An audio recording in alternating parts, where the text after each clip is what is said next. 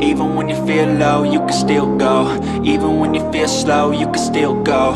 Even when there's no hope, you can still go. I never answer to no man. आप देख रहे हैं मेरा YouTube चैनल, जिस मूवी का मैं आपको रिव्यू करके और एक्सप्लेनेशन देने वाला हूँ उस मूवी का नाम है जी डम मनी। 2023 की मूवी है जी। ये एक रियल स्टोरी बेस्ड है और ये स्टोरी जो है रियल में एक यूट्यूबर और फाइनेंशियल एनालिस्ट केथ गिल की है। तो इस मूवी की कास्ट में देखें जी, ये जो पाउल डाना है, शलाइन वुडली है, टालिया राइडर है, सेथ रोगन है, पीटर डेविडसन है। इस मूवी की जो कास्ट है जी काफ़ी अच्छी कास्ट है, काफ़ी स्ट्रॉन्ग कास्ट है और बहुत अच्छी इस मूवी में एक्टिंग की है सब ने और इस मूवी को बहुत अच्छा एग्जीक्यूट किया है एंड तक। तो जनाब ये फुल एक्सप्लेनेशन होगी मूवी की टोटल, इसमें मैं स्टोरी आपको बताऊंगा और कुछ जो उसका बैकग्राउंड है वो आपके साथ शेयर करूंगा, क्योंकि रियल बेस्ड ये स्टोरी है। तो इस तरह की मूवीज़ मुझे वैसे भी अच्छी लगती हैं जो रियलिटी बेस्ड होती हैं। तो ये मैं आपको कास्ट दिखा रहा था और जनाब ये देखें, ये सारे अच्छे एक्टर्स हैं, कुछ इसमें न्यू एक्टर्स भी हैं बट मोस्टली हैं जो पुराने एक्टर्स हैं। ये जनाब इनके डायरेक्टर हैं क्रेग ग्लिप्सी नाम है इनका, और इनकी जो पहले मूवी आ चुकी है वो भी अच्छी मूवीज़ हैं। आई टोनिया, गुडिलिया ये मैंने देखी हुई हैं, Large and the Real Girls, Fright Night, The Finest Hour, $1 million arm, अच्छी इन्होंने मूवीज़ बनाई हैं।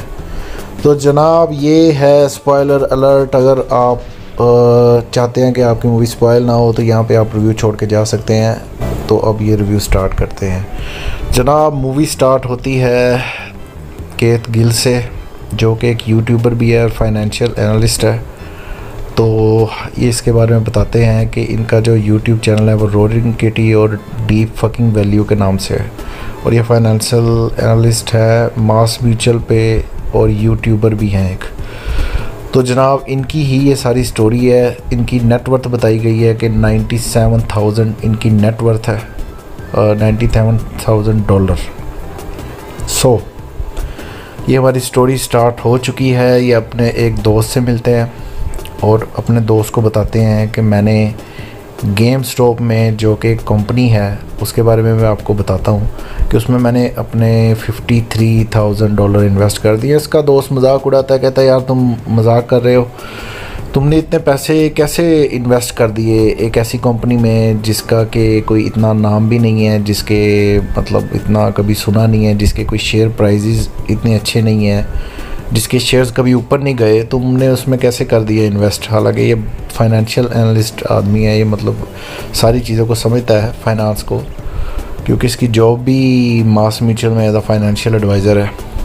तो इसका दोस्त इसका मजाक उड़ाता है पहले, तो वो समझता है कहीं ये मजाक कर रहा है, बट जब उसे लगता है कि सीन सीरियस है, सिचुएशन सीरियस है, तो वो कहता है यार तुमने कैसे इन्वेस्ट कर दिया है, तुम $10 की कॉफ़ी पी नहीं सकते और तुम ये इतना तुमने इन्वेस्टमेंट कर दी है, इतनी ज़्यादा $53,000। तो वो जनाब मान नहीं रहा होता, तो वो उसको फिर दिखाता है, ये देखो जी 53,237.12 मैंने जो है इन्वेस्ट कर दिए हैं। और वो वेटर से आइडिया लेता है, तो वेटर कहती है कि हाँ एक ऐसी कंपनी जहाँ पे इस तरह जिसका नाम ना हो इन्होंने इन्वेस्ट किया है। तो बात तो इंटरेस्टिंग है, क्योंकि एक इंटरेस्ट तो पैदा हो जाता है। अब आपको बताते हैं गेम स्टॉप के बारे में। 1980s में गेम स्टॉप एक कंपनी है, अमेरिकन वीडियो सेलिंग कंपनी है। यहाँ पे गेम्स जो हैं वो सेल होती हैं और ये कंपनी के जो वर्ल्ड वाइड स्टोर हैं वो 4,312 है, 4,312 स्टोर हैं पूरी दुनिया में इनके। और इनका स्टॉक कोई इतना अच्छा नहीं था। जैसे ही ऑनलाइन शॉपिंग पे दुनिया मूव की, ये इनके स्टॉक प्राइस भी गिर गई। ये कंपनी भी कोई इतनी अच्छी वर्क नहीं की। 2010 में तो इनका सबसे गंदा साल था। इस कंपनी ने बहुत से अपने एम्प्लॉयज़ को फारग किया और ये एक किस्म से गिर गई। बट अब ये कंपनीज़ की नेटवर्थ अगर आप देखें तो राउंड अबाउट आपको नज़र आएगी कोई 40-50 बिलियन तक इस कंपनी की अब नेटवर्थ है। खैर ये गेम स्टॉप के बारे में थी और इसमें ज़्यादा हाथ जी केथ गिल का है। ये इसकी वाइफ है केथ गिल की और इसके साथ ये यहाँ पे डिस्कस करता है, इसको बताता है कि मैंने इस तरह इन्वेस्टमेंट की है। खैर ये बड़ी सपोर्टिव होती है, ये इसके साथ एट द एंड जो है वो सपोर्ट करती है इसको आखिर तक। तो अब स्टोरी टर्न आउट होने वाली है जी। गेम स्टॉप के जो मैंने आपको बताया इतने शेयर अप हो गए हैं वो इसी बंदे की वजह से हैं। इस बंदे ने एक ऐसी फाइनेंशियल गेम खेली है कि जिसने उस वक़्त ये जो इसने गेम खेली है, इसने ये खेली है कि एक कंपनी जिसके शेयर बहुत सस्ते मिल रहे थे, अब कंपनी तो नो डाउट पुरानी है बट उसके शेयर सस्ते मिल रहे थे, बहुत सस्ते थे। राउंड अबाउट जब इसने परचेज़ किया है कोई शेयर था $6-7 का, और आपको बताऊं कि यही शेयर बाद में $438 का गया है एक शेयर। आप ये अंदाज़ा लगाएं। तो आप सोचें कि जिसने परचेज़ किया वो कितना ज़्यादा उसमें कमा सकता है, कितना उसको प्रॉफिट होगा। तो अब इसकी गेम यही थी कि कम शेयर पे इसने बहुत ज़्यादा इन्वेस्ट कर दिया, 53,000 के इसने शेयर परचेज़ कर लिए, ठीक है। तो उस तरह ये हुआ कि कंपनी एकदम से थोड़ा सा अप तो गई कि जो मार्केट में जो लोग हैं, अब ये आता था यूट्यूब पे, तो यूट्यूब पे इसको देखने वाले भी कोई अच्छे सब्सक्राइबर हैं। अभी भी आप इसके देखें 361 के कोई 3 लाख से ज़्यादा सब्सक्राइबर है, तो 70-80 हज़ार इसको लोग देखते थे। तो अब इसने जो असल जो सिचुएशन टर्न आउट करना शुरू की है कि जो आम लोग हैं ना, जो आम मतलब लोग हैं मुख्तलिफ जो ऑक्यूपेशंस के, पेशों के, उसको इसने इनकरेज किया है कि आप इस तरह की कंपनी में इन्वेस्ट करें जो कि लोगों का पैसा हो, कि लोगों तक ही वापस उसका प्रॉफिट आए। उससे बिलियनियर्स या जो बहुत अमीर लोग हैं वो अमीर से अमीर ना हो, वो जो आम सिंपल बंदा है ना उसको इसका प्रॉफिट मिले और वो ही इन्वेस्ट करे। तो ये लोगों को पैसे से आगे पैसा बनाना आम लोगों के लिए, एक तो होता है ना अमीर लोग हमेशा से करते आ रहे हैं कि जो आम बंदा है या मीडियोकर बंदा है या गरीब बंदा है उसके पैसे से पैसा बनाते हैं। तो ये इसने थोड़ी सी स्ट्रेटजी चेंज की और लोगों ने इसे सपोर्ट किया, लोगों को ये चीज़ अच्छी लगी। तो ये जनाब रोज़ जॉब से आके अपने यूट्यूब चैनल पे लाइव आता था और इसकी लाइव स्ट्रीम्स अभी भी पड़ी हुई हैं रोअरिंग किटी चैनल यूट्यूब पे। तो ये फाइनेंशियल ट्रेंड बता रहा है, ये देख रहा है कि जनाब बता रहा है लोगों को कि किस तरह शेयर्स बहुत कम थे जिनकी प्राइस अब वो शेयर कैसे ऊपर जा रहे हैं और कितना हाई जा रहे हैं। तो ये इसका भाई है जी, ये कुछ नहीं करता होता, ये वेला होता है, ये जस्ट डिलीवरी की जॉब करता होता है। ये इसकी गाड़ी ले गया होता है, ये इसके पीछे भागता है कि तुम मेरी गाड़ी क्यों लेके गए हो, तो वो शुगर मेला लगा के आगे भाग पड़ता है उसके।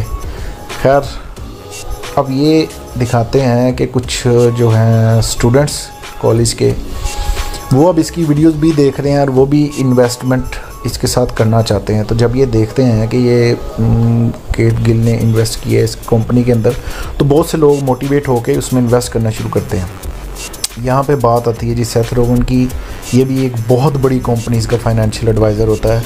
इसकी जो नेटवर्थ है वो भी मिलियंस में होती है। तो जनाब ये मुख्तलिफ जिस तरह बड़ी बड़ी कंपनीज़ हैं उसका फाइनेंशियल एडवाइज़र है, ये उनको एडवाइस करता है कि आपने किस स्टॉक में आपने इन्वेस्ट करना है और कौन सा स्टॉक ऊपर जा रहा है। स्टॉक मार्केट में वॉल स्ट्रीट जो मार्केट है उधर सीन तो यही चलता है सारा। तो जनाब इसका एक जो दोस्त है वो बताता है कि इस तरह रोअरिंग किटी नाम से एक चैनल है और गेम स्टॉक में इन्वेस्टमेंट हो रही है, तो हमें भी उसके शेयर परचेज़ करने चाहिए। ये बिल्कुल उसको मजाक लेता है, ये कहता है वो बिल्कुल एक फ्लॉप कंपनी है, वो जनाब उसके शेयर्स बहुत डाउन है, तो हम उसमें बिल्कुल इन्वेस्ट नहीं करेंगे। ये इस चीज़ को इतना सीरियस नहीं लेता। तो जनाब क्रिसमस आ चुकी है और ये देखें कि शेयर कहाँ से राउंड अबाउट कोई $4.28 से लेके इस टाइम तक जंप कर चुका होता है 100। तो $100 तक शेयर जो है वो पहुंच चुका होता है राउंड अबाउट 100। तो इसमें दिखाते हैं जी कोविड का एक टाइम आया जब 2020 का पेंडेमिक, तो इसमें ये इसने अपनी बहन सारा को भी खोया होता है। सारा भी कोविड की वजह से फौत हुई होती है। तो ये उसको याद कर रहा होता है यहाँ पे और कहता है कि मैं उस बारे में बात नहीं करना चाहता, बट ये कि हमने अपने प्यारों को खोया है। और ये एक नर्स हैं, इसने भी इन्वेस्ट किया होता है इसी गेम स्टॉप में, इसकी देख के वीडियोस केट गिल की। तो ये भी किस तरह की सिचुएशन दिखाते हैं कि जनाब वो बाहर आई है फ्यूल लेने के लिए और बहुत देर बाद लोगों को उसने देखा। हुआ तो यही था कोविड में कि हम जब बाहर जाते थे सड़कें खाली होती थी और लोग एक दूसरे से मिलते नहीं थे। ये जनाब रॉबिनहुड कंपनी के ओनर हैं। ये एक ऐसी कंपनी है कि जो कि स्टॉक में इन्वेस्ट करती है बट अपना कुछ अमाउंट जो है वो लेती है, ठीक है, इनके थ्रू इन्वेस्टमेंट होती है। तो ये जनाब जो कैन ग्रिफन होता है कैथेड्रल का जो ओनर है, उनके साथ ये मिले होते हैं, वो बाद में अभी स्टोरी में पता चलेगा। तो ये जनाब इन भाइयों की आपस में बोल लगती होती है, और ये जनाब इन्होंने दिखाया है जो कैन ग्रिफन है कैथेड्रल का ओनर। तो ये बिलियनियर्स बंदे हैं, और जब उसमें इन्वेस्टमेंट होती है ना गेम स्टॉक में, इन लोगों को रोज़ाना की तौर पे मिलियंस का रोज़ाना नुकसान होना शुरू हो जाता है। ये लड़का गेम स्टॉक पे जॉब करता है, इसका नाम मार्कोस है, ये भी इन्वेस्ट करता है गेम स्टॉक के स्टोर में, और ये इसका जो बॉस है, मैनेजर है, ये भी इसका मजाक उड़ाता है, कहता है तुम केथ गिल इस टाइम जो इसने शेयर परचेज़ किए थे 50,000 के, वो अब वर्थ हो चुकी है उनकी 11 मिलियन की। तो इसके पेरेंट्स, इसका भाई, सब इसको यही कहते हैं कि तुमने तो जस्ट इन्वेस्टमेंट की थी $50,000 की, अब तुम 11 मिलियन तक तुम्हारे शेयर की वैल्यू हो चुकी है, उसको अगर तुम सेल करोगे। तो इसका भाई भी यही कहता है कि सेल कर दो। ये कहता है नहीं नहीं, मैं होल्ड करना चाहूँगा, मैं इस सारे सिस्टम को समझता हूँ, ये शेयर अभी और ऊपर जाएंगे, तो अभी लोग और इन्वेस्ट कर रहे हैं, और अगर ये होल्ड रखेगा तो इसको देख के जिन लोगों ने इसे देख के इन्वेस्ट किया है वो भी होल्ड रखेंगे। तो इसकी यही टेक्निक और स्ट्रेटजी होती है कि वो अगर ये होल्ड करता है वो भी होल्ड करेंगे, तो शेयर और ऊपर जाएगा। मतलब ब्रिलियंट बंदा ये दिखाया, ब्रिलियंट जो है ना फाइनेंशियल के हिसाब से। देखिए उसने कैसी अच्छी गेम खेली है कि अब उस पूरी उम्र के लिए उसे कमाने की ज़रूरत नहीं है, इतना अमीर हो चुका है वो। तो ये जनाब उसका भाई बात कर रहा होता है उससे, और देख रहा होता है कि इतने ज़्यादा शेयर ऊपर जा चुके हैं, शेयर राउंड अबाउट 400 तक पहुंचने वाले होते हैं। और ये जनाब जो उनका फाइनेंशियल एडवाइज़र होता है, ये देख रहा होता है कि इसको रोज़ नुकसान हो रहा होता है। यहाँ पे दिखाएंगे कि इसे इस नुकसान हद तक हो भी बनाई है। ये खैर दूसरी पूरी दुनिया में जनाब ये डिस्कस होना शुरू हो जाता है, अमेरिका के टीवी पे डिस्कस होना शुरू हो जाता है ये कैसे जा रहा है। और ये अब अपनी वाइफ को बताता है कि जिन कंपनी के साथ मैं लिंक हूँ उनको 1 बिलियन का पर डे नुकसान हो रहा है। तो अब इसका इंटरव्यू होता है एक टीवी पे, तो ये घबराया होता है जी। ये कहता है मैंने इंटरव्यू नहीं देना, क्योंकि वो पहले बात ये कर देता है कि आपकी लग रहा है कि जो कंपनी आपसे लिंक्ड है वो सारी बैंकरप्सी की तरफ जा रही हैं। तो ये जनाब उससे बात नहीं करता और ये उसको बंद कर देता है। तो अब तक 6.8 बिलियन का नुकसान हो चुका है, $6.8 बिलियन का इन्हें, उस वजह से जो गेम स्टॉक के जो शेयर्स ऊपर गए हैं। तो जो कहानी शुरू हुई थी जेनिफर से और मार्कोस से, इन सब लोगों से जो जिन लोगों ने इन्वेस्ट किया था, अब ये देखें ये बाकी सब ने भी इन्वेस्ट करना शुरू कर दिया है। तो अब ये एक बन चुकी है तहरीक, एक मतलब रेजोल्यूशन बन चुकी है कि जनाब लोगों के पैसे लोगों तक ही आएँ और ये बिलियनियर्स इससे ज़्यादा फ़ायदा ना उठाएं। तो पावर टू द पीपल एक इसका स्लोगन बन चुका होता है जी। यहाँ पे जनाब वो बात हो रही होती है, तो उन्हें बताते हैं कि कितने ज़्यादा मिलियंस जो हैं उसका, वो तकरीबन इस राउंड अबाउट के 20 मिलियन इसका डॉलर हो चुके होते हैं इसके पास। तो इसका फादर भी इसे सब यही कहते हैं कि तुम्हें सेल कर देने चाहिए। वो कहता नहीं मैं अभी होल्ड करूँगा इसे। तो ये जीन की यहाँ पे बहस चल रही होती है, पर इसकी वाइफ इसे सपोर्ट करती है, हमेशा इसे सपोर्ट करती है इस चीज़ से। तो ये देखें जी, अभी तक तो सिचुएशन बड़ी अच्छी जा रही होती है, सारे बड़े खुश होते हैं। और ये नार्कोस भी स्टॉक जो है उसका शेयर रुक नहीं रहा जी, ऊपर से ऊपर जाया जा रहा है। ये देखें कहाँ पे चला गया हुआ है, 348 पे चला गया है अब शेयर। और ये देखें यहाँ पे जनाब वो इस पे एक इंक्वायरी लगा देते हैं कि इस पे प्रॉपर इंक्वायरी होनी चाहिए। और ये फोर्ब्स जो कि दुनिया के मशहूर तरीन लोगों का इंटरव्यू करता है, उसके भी मेन पेज पे ये आता है कैथ गिल। अब ये रॉबिनहुड के थ्रू सारा उस कंपनी के थ्रू शेयर परचेज़ किए जा सकते हैं। तो वो क्या करते हैं कि जो उसका होता है को चेयरमैन वलाड, वो जनाब मैंने आपको बताया था कैन ग्रिफन के साथ मिला हुआ होता है, एक तरह से इनसाइडर उनका बंदा होता है। तो वो हाल्ट कर देता है, वो रोक देता है कि कोई और इसके गेम स्टॉक के शेयर परचेज़ ना करे। ताकि वो मतलब बेसिकली वो इस गेम को अब रिग करना चाह रहा है कि लोग शेयर परचेज़ नहीं करेंगे तो वो रुक जाएंगे, फिर आहिस्ता आहिस्ता शेयर नीचे आ जाएंगे। तो ये देखें कैथ गिल को भी पता चल चुका है इस चीज़ का और वो एक बिल्कुल हंगामा मच चुका है। सारे परेशान हैं जो कि शेयर और परचेज़ कर रहे थे कि एकदम से ये रोक दिया गया सारा मामला। और जो डोमेन उसने रजिस्टर की होती है वो डोमेन पे भी कह देते हैं कि उसको बंद कर दिया गया है अब्यूसिव कंटेंट की वजह से। इसको कॉल आती है जॉब से, वो कहते हैं जनाब 2 ऑप्शन है, या तो तुम जॉब कर लो या तुम अपना इस रोरिंग किटिंग का चैनल चला लो, बस ये दोनों कामों में से एक कर सकते हो काम। तो जनाब यहाँ पे व्लाड के साथ बुरी होना शुरू हो जाती है। ये उसका जो दूसरा कोच चेयरमैन होता है वो उसके साथ डिस्कस करता है, उसे कहता है कि ये इसको मतलब नहीं करना चाहिए, तुम्हें रोकना नहीं चाहिए था। ये देखें ये उसका ना, जब उसने ये प्रोसेस रोका तो अब परचेज़ ही नहीं कर पा रहे। ये दोनों जो स्टूडेंट्स हैं ये भी परचेज़ नहीं कर पा रही हैं, जो रिडी और हारमनी है। तो इसकी न्यूज़ आ जाती है, ये अच्छा खासा स्कैंडल बन जाता है। ये देखे व्लाड की कंपनी के आगे, रोबनहुड के आगे लोग जनाब उसको बुरा भला कह रहे हैं, चीज़ें मार रहे हैं। तो अब क्योंकि कांग्रेस ये फ़ैसला कर चुकी है कि इन सब को बुलाया जाएगा और इनसे इंटरव्यू लिया जाएगा, इनसे पूछा जाएगा, कांग्रेस मैन और वुमेन सारे पूछेंगे कि ये जो है ये क्या सिचुएशन चल रही है, ये किस तरह मतलब इतना ज़्यादा शेयर जा रही है, इनसाइडर जॉब है, ये फ्रॉड हो रहा है या क्या सीन चल रहा है। तो ये दिखाते हैं जी एलन मस्क उससे कॉल करता है और एलन मस्क उससे करता है बात व्लाड से कि ये क्या इतने ज़्यादा कैसे आपने पेमेंट हाल्ट की है। एलन मस्क तो आप जानते हैं, इसके तो इंट्रोडक्शन की ज़रूरत नहीं है, ये हमारे ट्विटर के डिस्ट्रॉयर हैं, our own destroyer of the world. तो जनाब अब आगे ये देखिए रॉबिनहुड की तो वैसे ही गंदी हो चुकी है और इसका नुकसान रॉबिनहुड को आने वाले फ्यूचर में बहुत हुआ है। अब ये दोनों बंदे बिलियनियर नहीं हैं, पहले ये बिलियनियर मिलियनियर थे, अब इनके पास इतने पैसे नहीं हैं। इनकी कंपनी पे भी लोग अब इतना ट्रस्ट नहीं करते, उसके थ्रू भी लोग ज़्यादा इन्वेस्टमेंट नहीं करते। तो यहाँ पे कैथ गिल अपने भाई के साथ बैठा हुआ है, बातें डिस्कस हो रही हैं, उसका भाई उसे मोटिवेट कर रहा है कि परेशान होने की ज़रूरत नहीं है। उसके घर के आगे रश लगा हुआ है जी, देखिए कितने लोग उससे मिलने आए हुए हैं और रिपोर्टर्स खड़े हुए हैं। तो यहाँ पे वो ये बताता है कि 17 मिलियन पे उसकी जो है वो शेयर प्राइस है, बट वो अभी भी रोक रहा है, वो बेच नहीं रहा। अब इन्वेस्टिगेशन में कैन ग्रिफिन से वो सवाल जवाब करना शुरू करते हैं कि इसमें कोई आपका इनसाइडर बंदा तो नहीं है। इसके बाद व्लाड से भी पूछा जाएगा।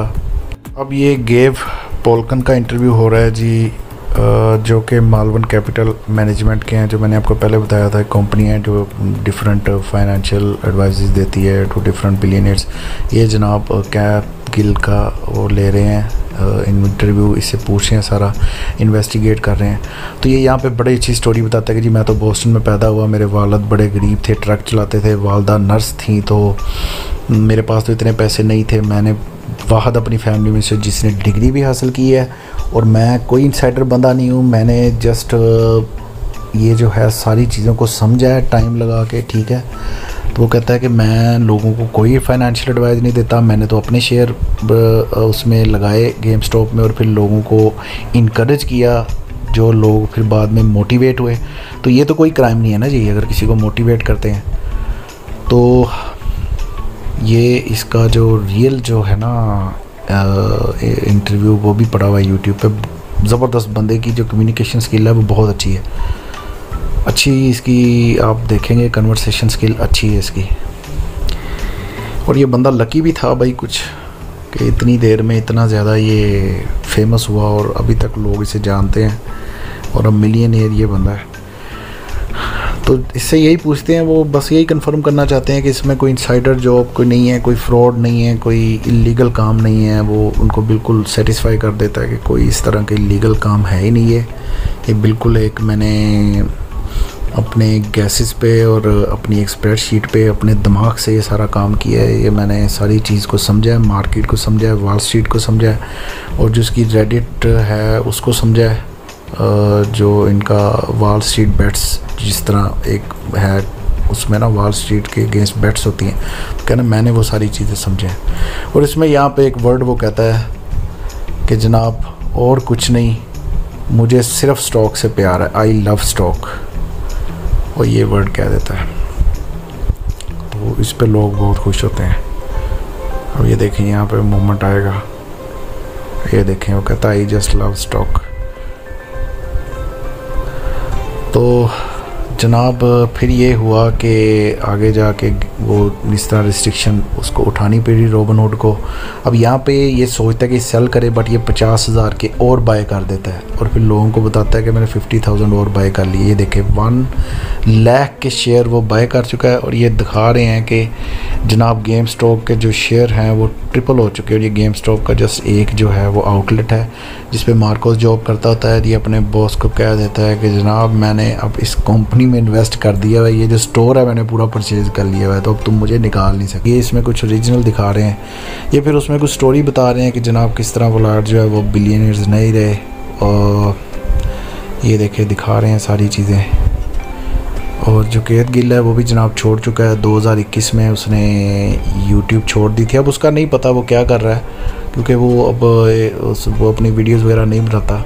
बट ये है कि at the end 40 million US dollar के साथ जनाब उसने अपने शेयर सेल किए थे, 40 मिलियन US डॉलर के साथ। और परचेज़ कितने किए थे, पहले 50,000 किए थे, फिर उसने 50,000 इन्वेस्ट किया, टोटल 1 लाख के शेयर पे जो उसने किया था। और उसके बाद देखिए एट द एंड वो 40 मिलियंस के साथ जीता है। तो ये जनाब मूवी थी। नेक्स्ट रिव्यू में मिलेंगे, लाइक कीजिएगा, चैनल को सब्सक्राइब कीजिएगा। Thank you very much for your time.